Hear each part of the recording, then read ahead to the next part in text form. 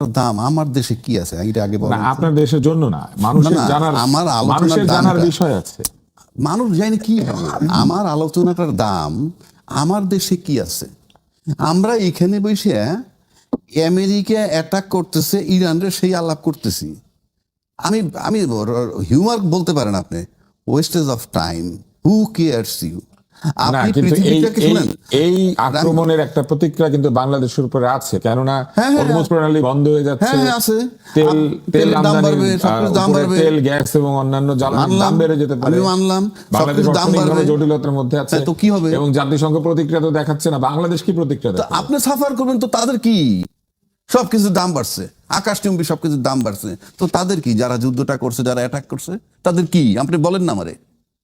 আমরা এখানে, তারপর আপনাকে বলি, আপনি পৃথিবীর ভেটো পাওয়ারওয়ালা 5টা দেশ আছে, এরা পৃথিবীটার ভাগ করে 5 জনে নিয়ে নিলেই হয়। তারপরেও যদি মারামারি কাটাকাটি কমে, আমি ভাই শুক্রিয়া। আপনি রাশিয়া প্রতিবাদ জানায়, ওই চীন উদ্বেগ প্রকাশ করে, what is the use of it? কি আপনি বলেন না? উদ্বেগ প্রকাশ করছি, আমার কাম তো আমি করে ফেলাইছি, আমার কাজ আমি করে ফেলছি। এখন এটার জন্য পার্শ্ব প্রতিক্রিয়া হবে, আপনি সাফার করবেন, হরমুজ প্রণালী ধ্বংস হয়ে গেছে, তো তেলের দাম বাড়বে, এই তেলের অজুহাতে অন্যান্য জিনিসের দাম বাড়বে। এখানে আবার আমরা যদি মনে করেন কোনো ব্যর্থতা, এই সমস্ত ঘটনায় কি রাজনৈতিক ব্যক্তি আবার কিন্তু ব্যর্থতা ঢাকতে পারে, যে এই কারণে এইটা হয়েছে, আমরা এটা পারবো না এখন, এই কারণে দ্রব্য মূল্য বেড়ে গেছে, এই কারণে ওইটার মূল্য বেড়ে গেছে। সবসময় আমি একটু পরে আপনাকে যে প্রশ্নটা করব, সেটা করার পর আপনি টের পাবেন যে আসলে আমাদের কি। আপনি বলেন। না না, আমি বলছি না যে আপনার আমার পার্শ্ব প্রতিক্রিয়া হবে না। মূলত যুদ্ধটা কি নিয়ে? আপনার কাছে অ্যাটমিক অথবা নিউক্লিয়ার উইপন থাকবে, আমার কাছে থাকতে পারবে না। সোজা বাংলা। আমরা আমার ঢাকায় মাস্তান আছে, বাংলাদেশের সেরা মাস্তান আছে, আপনি আমেরিকায় যাবেন, বিশ্বের সেরা মাস্তান। সুতরাং তারা কি ঘুরে ফিরে সবাই কর্পোরেট, ঘুরে ফিরে সবাই সম্পদ। এখন সম্পদ কিছু পাক বা না পাক, এই যে যুদ্ধের খরচ, সেটা কিন্তু কারা দিবে জানেন?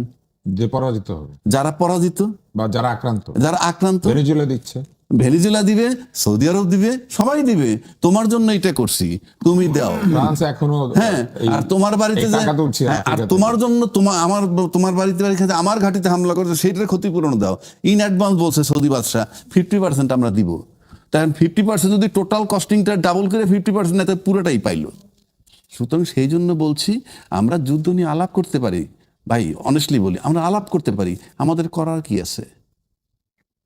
আমি যদি আমার দেশে একটা ভিআইপির একটা মেইল করি, ও 15 দিনে দেখে না, ও খুইলেই দেখে না এই মেইলটা।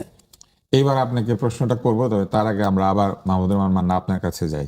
একটু আগে রাজ্জাকি সাহেব বলছিলেন যে আমাদের কি, কিন্তু আমরা কিছুদিন আগে অন্তর্বর্তী সরকার একটা চুক্তি সই করেছেন, বাণিজ্য চুক্তি, যেখানে বলা আছে মার্কিন যুক্তরাষ্ট্রের স্বার্থের সঙ্গে সম্পৃক্ত বিষয়গুলিতে আমরা সবসময় মার্কিন যুক্তরাষ্ট্রের পক্ষ নেব। এখন এই যুদ্ধের বেলা আমরা কি করব? এবং এই ধরনের একটি চুক্তি যে তিনি করে গিয়েছেন, এবং এই যে আমাদের সংবিধান সংস্কার করার জন্য মার্কিন নাগরিকেরা এসেছিলেন, এবং এখন এই যুদ্ধের সময় তারা আসলে কোন পক্ষে আছেন? আমার খুবই জানতে ইচ্ছা করে। আলী রিয়াজ সাহেবকে তো আমি পাবো না, কিন্তু আমার খুবই জানতে ইচ্ছা করে। ফোনে হয়তো পেতে পারি, হ্যাঁ, ফোন করতে পারি। এই যে এই যুদ্ধের সময় আলী রিয়াজ সাহেব কোন পক্ষে আছেন? মানে ওটা জানি না, তো তার সাথে কথা হয় না। আইন অনুযায়ী ওনাকে কিন্তু আমেরিকার পক্ষে থাকতে হবে। আর এদিকে ওনারা একটা চুক্তি সই করেছেন, যেখানে মার্কিন যুক্তরাষ্ট্রের স্বার্থের ক্ষেত্রে আমরা মার্কিন যুক্তরাষ্ট্রের সঙ্গে থাকবো। এখন আলী রিয়াজ তো ধরেন আমার ক্যাবিনেটের সাহিত্য সম্পাদক ছিল, ওকে আমি একটা, এই জন্য আপনাকে জিজ্ঞেস করছি। না আবার কিন্তু ওইটা উল্টে দেখেন, ইউনুস স্যার তো আমার ডাইরেক্ট টিচার ছিলেন, তো উনিও যদি বললেও যে চুক্তি তারা করেছে এটা অন্যায় চুক্তিটা মানার মতো হয়তো মানতে হবে কেন? আমি মানি না। আমি মনে করি যে এটা বানবার পরেও তার কথা সমর্থন করা তো দূরে কোথায়, হেট দিস, যেইভাবে আপনার আক্রমণটা করা হয়েছে, আপনি যদি নিন্দাও করতে না পারেন, আমার দুঃখ কি দেখেন, আজকে সম্ভবত কাশ্মীরে, দিল্লি, তার কোথায় কোথায় মিছিল বেরিয়েছে, কাশ্মীরে হয়েছে, পাকিস্তানে হয়েছে, সারা পৃথিবীতেই বিভিন্ন জায়গাতে আমেরিকান দূতাবাসের সামনে। Nothing in Bangladesh. কেন? এটা আমাদের প্রশ্ন। কোথায় কোথায় যারা যমুনা ঘেরাও করতেন, কোথায় কোথায় যারা আধিপত্যবাদের বিরোধিতা করতেন, হ্যাঁ, তারা এখন কোথায় আছেন আমার খুবই জানার ইচ্ছা। মানে আমাদের রাজনীতিটাও কিন্তু নীতির জায়গায় নাই, তো এটা একটা শো বিজনেসের মতো হয়ে গেছে। সেই কারণে এরকম না হলে এটার উপরে মিছিল তো বেরোতেই পারত। আপনার ধরেন যে চুক্তি হয়েছে, সেই চুক্তির এগেস্টে রাজনৈতিক দলগুলোর কথা বলা উচিত ছিল। লিখছে কারা, যারা লেখেন, বুদ্ধিজীবী, আর আপনি যখন ইনফ্লুয়েন্সার বলেন, টকশো করে, এরা সব বলছে। এদের কথায় তো উনি যেটা বলছেন যে আপনি টকশো করলে সেটা ট্রাম্পের কাছে যাবে নাকি, কিন্তু বাংলাদেশ গভর্নমেন্ট বলতে পারতো, তারা তো বলেনি। একটা বাংলাদেশের গভর্নমেন্ট, সিলেক্টেড গভর্নমেন্ট আছে, তারা বলতে পারতো যে এই আক্রমণ বা এটা ঠিক হয়নি, আমরা ইরানের পাশে আছি। আমাদের পররাষ্ট্রমন্ত্রী নিজেই তো আমেরিকা প্রবাসী ছিলেন। না, প্রবাসী অনেকেই থাকতে পারে, তো প্রবাসী থাকলে আমি দাসত্ব লিখে দিয়েছি, আপনি তাহলে দাসত্ব লিখে দিয়েছেন, অথবা আপনার কোনো লেখালেখি আছে কোনো জায়গাতে, নাহলে বলছেন না কেন? মানে আপনি এর চাইতে মানবতার অবমাননা কি দেখবেন? যা যা হচ্ছে এখন, যেটা হচ্ছে, আপনি প্রশ্ন যেটা করছেন তার জবাব আমি বলি, মানুষকে বলি, এগুলোকে যদি ঘৃণা করতে না শেখেন, এগুলোকে যদি প্রতিবাদ করতে না পারেন, তাহলে একদিন আপনার ঘাড়ের উপর পা তুলে বলবে চল আমাকে নিয়ে বয়ে যেতে হবে। যেরকম ওই যে একবার ইদি আমিন করেছিল না, রাগে হোয়াইটদের সব ওই টুকরি উপরে চারজন পালকি বেহারা তিনি নিয়েছিলেন, যারা শ্বেতাঙ্গ, হ্যাঁ, মাথায় তাদের উঠিয়ে ঘাড়ের গেছিল। উপর উঠে উনি বসেছিলেন, উঠে বসেছিলেন। এবং এর এক ধরনের প্রতিবাদ ছিল তার। মানে এখন কি করবেন আপনি? যে ঘটনাটা ঘটছে, আমি ইদি মানি, আমিনকে আমরা খুবই অপছন্দ করি নানান কারণে, কিন্তু ইদি আমিন না, এই ইদি কাণ্ডটা আমিন আমি ঘটিয়েছিলেন। অপছন্দ করি, তো পাগলামি করলে তো আর দেশ চলে না। কিন্তু আমি বলছি একটা এক্সপ্রেশন অফ আপনার যে বিক্ষোভ, মনের কষ্ট, সেটা তৈরি করেছেন। আমরা তো এক্সপ্রেসই করছি না। এটা কীরকম? কোনো পলিটিক্যাল পার্টি কোনো স্টেটমেন্ট দেয়নি, পত্রপত্রিকা অল্প স্বল্প লিখেছে, তাও বেশি না। আর সাধারণভাবে রাজপথে কিচ্ছু নেই। কোনো জায়গা থেকে মান্না ভাই বলতেন আমরা এক্সপ্রেসই করি না, আমাদের এইটা বলার ক্ষমতা নাই যে তুষার ভাই আপনি মাইন্ড করেন না, আমার এই কারণে বলতে হচ্ছে, এইটা বইলে বলার ক্ষমতাও নাই।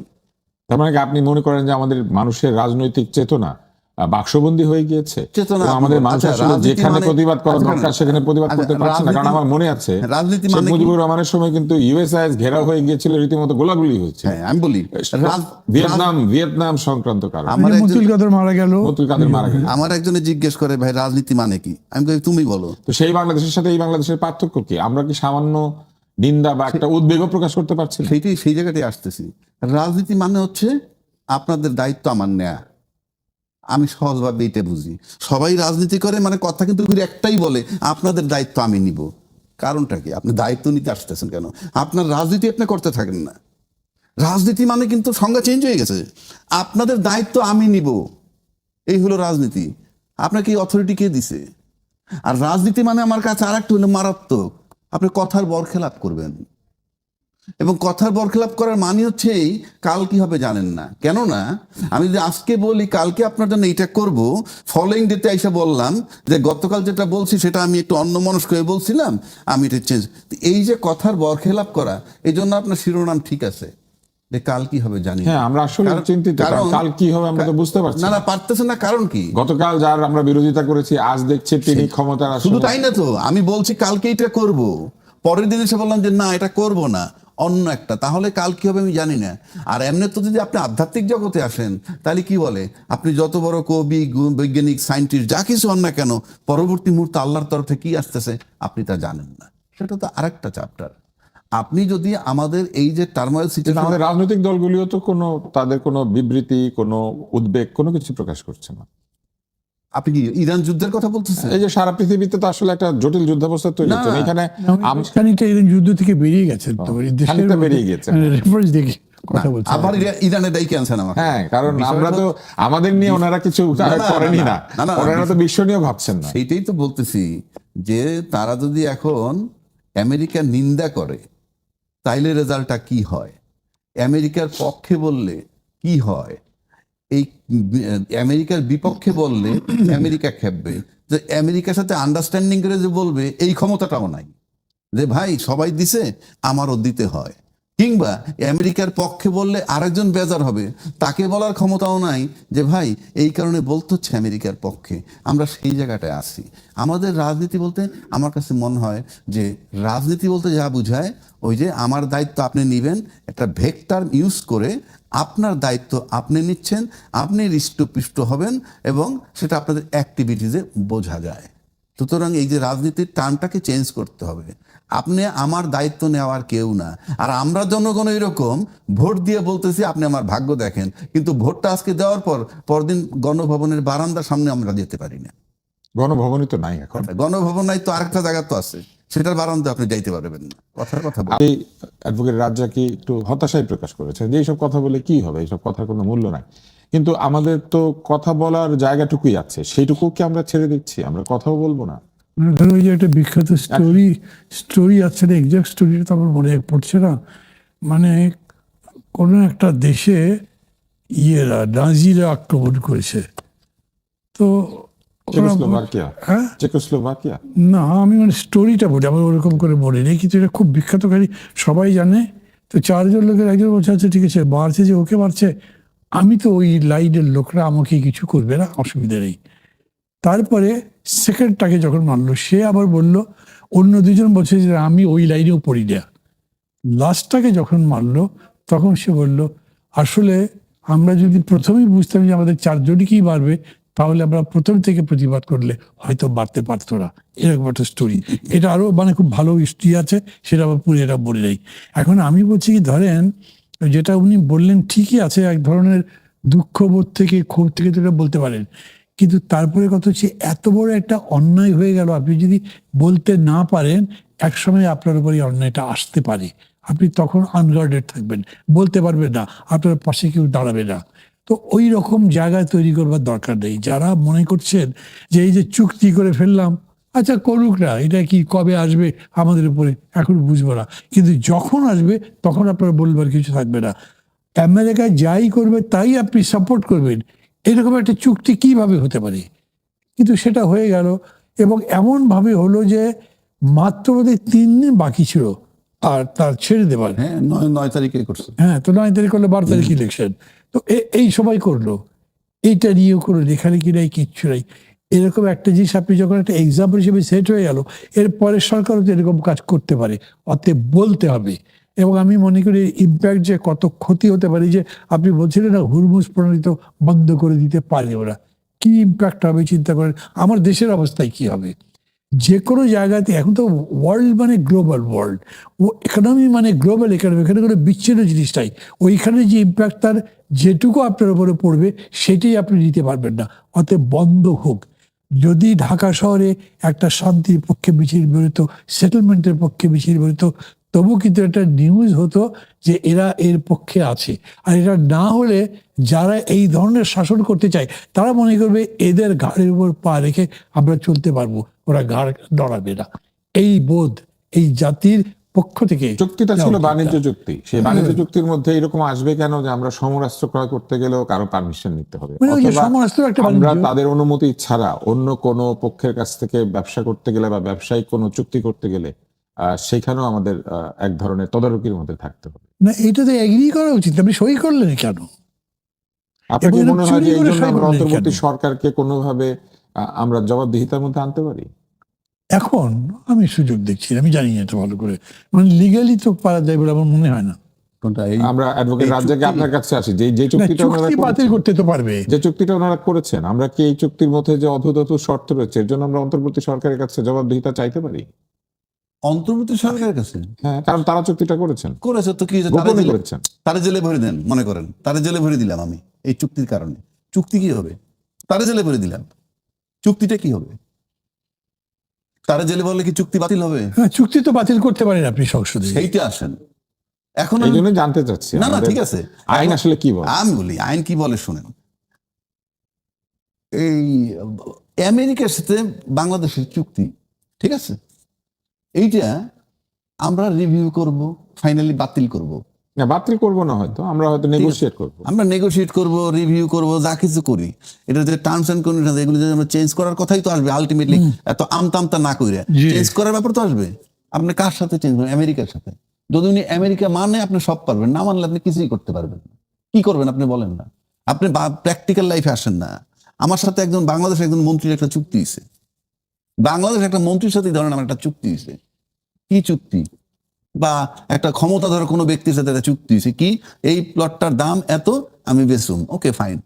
এরপরে দাম 5 কোটি, দিল 1 কোটি, আপনি তো বেচবেন, বায়ন হয়ে গেছে, বুলডোজার চালায় জায়গাটা নিয়ে গেছে, কি বাকি টাকা দিচ্ছি দেব, আপনি কি করবেন? ভাই আমরা বাস্তবে আছি, খালি কি ইমোশনাল কথা বললে তো লাভ হবে না। আপনি আমেরিকা চুক্তি ভায়োলেট করেন না, মানে বাতিল করে দেন, করে দেওয়ার পর আমেরিকা যদি না মানে তার কনসিকুয়েন্স কি হবে সেটা তো পরের চ্যাপ্টার। সুতরাং আপনাকে যদি অসম চুক্তি, আপনি কার সাথে চুক্তি করতেছেন, তো সেইটা মাথায় রাখতে হবে। খালি চুক্তি করলে আপনি কত হাজার হাজার মামলা আছে বাংলাদেশে, সেই মামলায় প্রতিকার কারা পাচ্ছে? দুদক। ক্ষমতাবানের। না না না না, দুদকের পানিশমেন্ট পাইছে বাংলাদেশে সর্বোচ্চ 5 লাখ, 10 লাখ, 15 লাখ, 20 লাখ টাকা আত্মসাৎ করছে সুপারিনটেন্ডেন্ট ইঞ্জিনিয়ার, অমুক তমুক, ইভেন 4,000 টাকার গম মাইরাও দুদকের মামলায় জেল হইছে। কিন্তু ইসলামী ব্যাংক যারা লুইটা পিটে নিয়ে গেছে, কিংবা জনতা ব্যাংক যারা লুইটা পিটে নিয়ে গেছে, কি করছে তাদেরকে দুদক? তা আপনি ভাবেন না আমেরিকা বনাম বাংলাদেশ আর এই দুদকের ইয়ে বনাম একটা রিক্সা পুলার একটা চোর। আপনি বলতে চান যে আইন বিচার সবই ক্ষমতাবানরা বেশি Of course. ভোগ করতে পারেন? করতে তারা তো আইনের ঊর্ধ্বে। আপনি ভোগ করা তো দূরের কথা, আইনের ঊর্ধ্বে। মান্না ভাই একটা হত্যা মামলার আসামি হইল, তাকে কোনোদিন পুলিশ জিজ্ঞাসাবাদও করে নাই, তার সাথে একবার দেখাও হয় নাই। ফাইনালি পুলিশ রিপোর্টে ওনার নাম নাই। কেউ একটা ফোন, না, এটা বাস্তব ঘটনা না, এটা একটা উদাহরণ। উদাহরণ, আচ্ছা, এটা তো উদাহরণ, এটা তো উদাহরণ উনি বুঝছেন। কিন্তু আমি sorry, শেষ হ্যাঁ, আপনি করে, বলতে পারেন। না, মানে আমরা- আমি বলছি কোনটা ধরে আমরা এরকম দেখছি। তো আপনি আমেরিকার, আপনি যে আপনি বলতে চাইছেন যে ক্ষমতা ধরের সাথে আসলে কিছু বললেও লাভ নাই, কিছু আপনি করলেও লাভ নাই। আলাপ আলোচনা করে হাত পা ধরে যদি ছুটতে পারেন ছুটেন। আমরা মাহমুদুর খোদা রহমান বাংলা। আপনার কাছে আমি আসি, আগে কিছু বলতে বলছিলাম চাচ্ছেন। না যে এইটাতে ধরে একটা দুঃখবোধ থেকে বলা হচ্ছে, আমি এরকম করেই বুঝি। এটা এক ধরনের বিদ্রুপাত্মক ভাবে বলা। হ্যাঁ, সেভাবে হতে পারে, কিন্তু এতে আবার হয় কি একটা সত্যটা বলা বাকি থাকে। ভিয়েতনাম লড়াই করেছে না আমেরিকার বিরুদ্ধে, জিতেছে তো। লাওস কাম্পুচিয়া লড়াই করেছে না, কিউবা এমনকি লড়াই করেছে না? আফগানিস্তানও। হ্যাঁ, আফগানিস্তানও। এই তো সব প্রতিকারে, মানে এইরকম নয় যে তারা যা ইচ্ছা তাই করে বেড়াতে পারবে। আপনি ইফ ইউ সারেন্ডার, কিছু করতে পারলে না। কিন্তু আপনি যদি প্রতিবাদটা রাখেন, আপনি যদি যুক্তির সাথে কথা বলতে চান, যেটা বললেন আপনি, যে চুক্তি আমি বাতিল করলাম না, কিন্তু এটা কিন্তু আমি সহনীয় করতে পারি, যা আমার পক্ষে মানা সম্ভব, করতে পারি। পার্লামেন্ট আলোচনা করতে পারে না, বলবে যে আমি ব্যান্ডেড পাওয়ার পরে মনে হচ্ছে যে এটা এরকম করে মানুষ এগ্রি করছে না, আমি এটা তোমাকে রিভিউ করার জন্য বলছি। হতে তো পারে, যদি নাই করেন তাহলে আমি বলছি, আবার বলছি, গাড়ির উপরে এক ঠ্যাঙের জায়গায় 2 ঠ্যাং তুলে দেবে, আপনি কিছু করতে পারবেন না। কিন্তু এখন থেকে যদি বলেন, প্রতিবাদটা করেন, তাহলে আপনার জন্য জীবন কিছুটা সহনীয় থাকতে পারে। সেটা তো আমি একমত। আমি তো বলছি যে আলাপ আলোচনা আপনি রিভিউ করবেন, সেটা করতেই পারেন। কিন্তু আমি বলছি যে আমরা যে জায়গাটায় আসি, আমরা নিজেরা কি সেটা দেখেন। আমি নিজে যখন ক্লিন না, তখন আমি প্রতিবাদ করবো কেমনে? আমি নিজে যখন ঋণ খেলাপি হয়ে পার্লামেন্টের মেম্বার হয়ে যাই, আমি নিজে যখন দ্বৈত নাগরিকত্ব নিয়ে পার্লামেন্টের মেম্বার হয়ে যাই, আমার প্রতিবাদের ভাষা কি? আমি আপনি if you are not clean, আমার জায়গাটা হলো এখানে। ট্রান্সপারেন্ট না হলে প্রতিবাদ করা যায় না, এবং ট্রান্সপারেন্সি ম্যান্ডেটরি। তাহলে কি আমরা বলবো যে খেলাফত মজলিসের সবচেয়ে ট্রান্সপারেন্ট? না, সেটা আমি জানি না। তারা আজকে প্রতিবাদ করেছে বাইতুল মোকাররমের উত্তর গেটে, হ্যাঁ, মহানগর শাখা একটা ছোট্ট প্রতিবাদ করছেন, সেটা তো কিন্তু গ্রহণযোগ্য আমাদের মসজিদের কাছে। সামনে। যদি করে থাকে অবশ্যই গ্রহণযোগ্য, যেটা মান্না ভাই বললেন, করছে ফাইন, কিন্তু আপনার রাষ্ট্রীয় লেভেল থেকে তো করতে হবে, সরকারি লেভেল থেকে তো করতে হবে। আমরা সরকারি এবং রাষ্ট্রীয়ভাবে দেখছি যে ইফতার পার্টির আয়োজন করা হচ্ছে, এবং সেইখানে জামাতে ইসলামের দাওয়াতে আমাদের মাননীয় প্রধানমন্ত্রী গিয়েছিলেন, সেটা রিল বেরিয়ে গিয়েছে। এটা একটা অদ্ভুত ব্যাপার যে প্রধানমন্ত্রী কথা পর্যন্ত রিলে চলে যাচ্ছে এবং আমরা দেখে ফেলছি। এটা তো ঠিক না। আমার কাছে মনে হয়েছে যে ওনারা সাধারণ যে কুশল বিনিময় করেন, সেটাকে 1 লাইন 2 লাইন এইভাবে দিয়ে দিলে কি আমার মনে হয় যে অনেক সময় ভিন্ন অর্থ হয়। আপনার কি মনে হয় যে আমি ওই রিলটা দেখি যাই, কেমন মানে লাগছে। উনি বলছিলেন যে অনেক ইফতার আয়োজন করেছেন, শুধু ওই একটা লাইন কেটে নিয়ে সেইটাকে রিল করে দিয়েছে। ইফতারের অনেক প্রশংসা করলেন বা ইফতার নিয়ে উনি মন্তব্য করলেন। তো আমরা একদিকে প্রবল যুদ্ধের ধ্বনি শুনতে পাচ্ছি, আমরা এমন একটা আশঙ্কা করতে পারছি যে যদি তেলের দাম বেড়ে যায়, আমাদের রপ্তানি মূল্য এবং আমদানির মূল্য দুটোই বেড়ে যাবে। আমাদের আমদানি এবং রপ্তানি যদি প্রণালীগুলি বন্ধ হতে থাকে, যেমন আমাদের এয়ারলাইন্স, আমাদের বিমান ফিরতে পারছে না, বিভিন্ন জায়গাতে বিমানের ক্রুরা আটকে আছেন, অনেক দেশের সঙ্গে আমাদের যোগাযোগ বন্ধ হয়ে গেছে যেখানে আমাদের লেবাররা কাজ করেন, আমাদের শ্রমশক্তি আছে বিশেষ করে মধ্যপ্রাচ্যের দেশগুলিতে। আবার এইদিকে আমাদের এইখানে যারা ব্যালট পেপার নিয়ে ইলেকশনের আগে সেই মধ্যপ্রাচ্যের রীতিমতো একটা উৎসব বইয়ে দিচ্ছিলেন, তারা এখানে ইফতার পার্টি করছেন। তাদের ওইটা নিয়ে কোনো চিন্তা নাই যে আমাদের লোকজন ফিরতে পারছে না, আমাদের বিমান আটকে রয়েছে, আমাদের কালকে আমদানি রপ্তানি মূল্য বেড়ে যেতে পারে, আমাদের এইখান থেকে যেই শুল্ক চুক্তি করলো, এই শুল্ক চুক্তিতে আরো বেশি শুল্ক আরোপিত হবে, এই কারণে যে মূল্য বাড়লে শুল্কও বাড়বে। এবং আমরা বলেছি যে আমরা আমেরিকা থেকে তুলা আনবো, আমরা আমেরিকা থেকে গম আনবো। যদি প্রণালী বন্ধ হয়, জাহাজ না চলে, বিমান না চলে, আমরা কোন রাস্তা দিয়ে টানবো? আমরা কি ও, তাহলে আমরা- ঘোড়ার গাড়ি, গাধার গাড়িতে করে তাইলে- আনবো? না না, মনে করেন তাহলে বাইচে গেলেন আর কি, আনতে যদি না পারেন বাইচে গেলেন। আনতে না পারলে তো আবার আমরা কিনতেও পারবো না অন্যদের কাছ থেকে, তার কাছ থেকে জিজ্ঞেস করতে হবে যে আমরা কার কাছ শোনেন, থেকে কিনবো। এটা আমরা এটা মাহমুদুর রহমান আমরা যত কথাই বলি, আপনার দাঁড়াইলে খুব স্ট্রংলি গার্ডস নিয়ে ভেবে দাঁড়াইতে হবে। এটা একটা অসম চুক্তি এবং এই চুক্তিটা কোনোভাবেই গ্রহণযোগ্য না। আমরা এই চুক্তি রিভিউ করব এবং এটা ফ্রম ডে ওয়ান এখানে পার্লামেন্টের 300 আসনের লোক মানে হচ্ছে 18 কোটি লোকের রিপ্রেজেন্ট করে।